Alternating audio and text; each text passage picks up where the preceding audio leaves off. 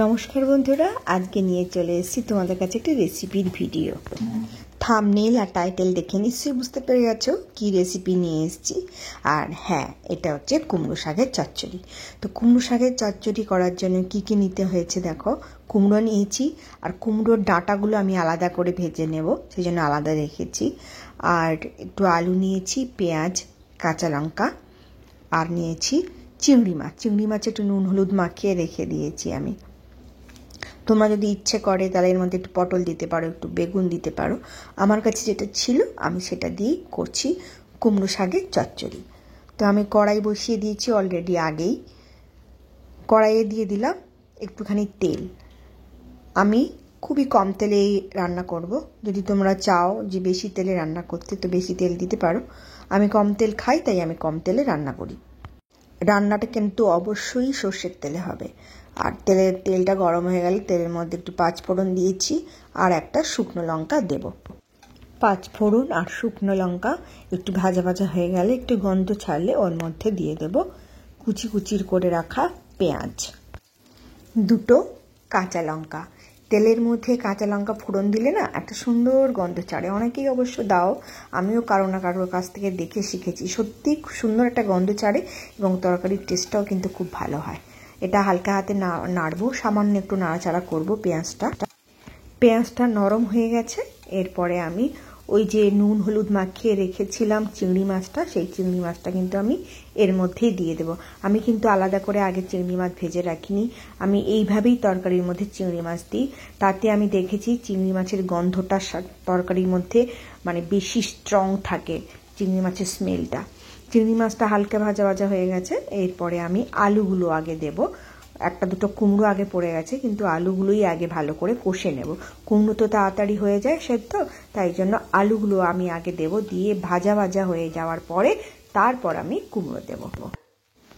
আলুগুলো আমার ভাজা ভাজা হয়ে গেছে। এবারে কুমড়ো আর ওই কুমড়োর ডাঁটাগুলো যেগুলো সরিয়ে রেখেছিলাম আমি আলাদা করে, কুমড়োর ডাঁটাগুলো এইভাবে আমি ভেজে দেব। দেখবে কুমড়োর ডাঁটা হোক বা লাউ ডাঁটা হোক, এগুলো যদি আলাদা করে ভেজে দাও তাহলে কিন্তু টেস্টটা বেশি বাড়ে। অবশ্য অনেকেই দাও, আমিও কারো না কারো কাছ থেকে দেখেই সঙ্গে দিতাম। আচ্ছা, আমি ঢাকা দিয়ে দিলাম সেদ্ধ হওয়ার জন্য। যে সমস্ত বন্ধুরা আমার পাশে অনেক দিন ধরেই আছো তাদেরকে অসংখ্য ভালোবাসা। আর যারা নতুন বন্ধু তারা এমনি করেই আমাকে সাপোর্ট দিয়ে যাও। তোমাদের এই সাপোর্ট, এই লাইক, একটা কমেন্ট আমাদের প্রত্যেক আমার মতো যারা এই সোশ্যাল মিডিয়ায় কাজ করে, যারা ইউটিউবার, প্রত্যেককেই খুব ইন্সপায়ার্ড করে তোমাদের এই ভালোবাসা, এই লাইক, এই কমেন্ট। তোমাদের সাথে গল্প করতে করতে আমার তরকারিগুলো কষা হয়ে গেছে। এরপরে আমি একটু হলুদ দিলাম, একটু নুন দিলাম।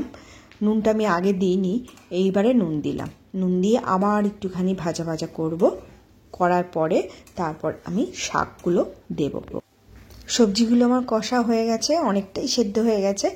এরপরে আমি শাকগুলো কুচি কুচি করে কেটে রেখেছিলাম সেটাই দিয়ে দিলাম। কুচি কুচি বলতে গিয়ে কুটি কুটি হয়ে গেছে। আর আমার জিভে না একটা ঘাও হয়েছে জানো, তার ফুসকুড়ি মতো। কথা বলতে ভীষণ কষ্ট হচ্ছে আমার, তাও ভয়েস ওভার দিচ্ছি। ও, তোমাদের তো একটা কথা বলাই হয়নি। এই যে শাকটা রান্না করছি, কুমড়ো শাকটা, এটা কিন্তু আমার ছাদ বাগানের একদম টাটকা, সদ্য পেড়ে এনে রান্না করছি।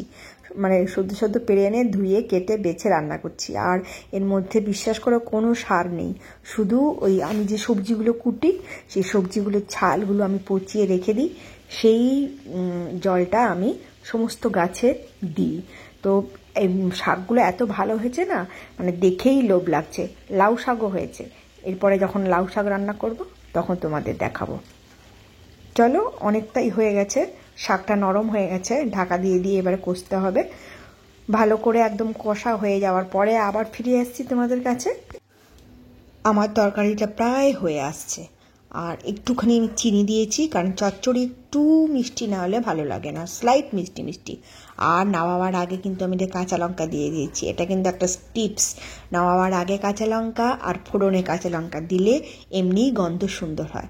আর এই যে দেখতে পাচ্ছ চিংড়ি মাছগুলো, এগুলো আমি খুন্তি দিয়ে একটু কেটে কেটে দেবো, যাতে ছোটো ছোটো টুকরোগুলো মুখে পড়ে।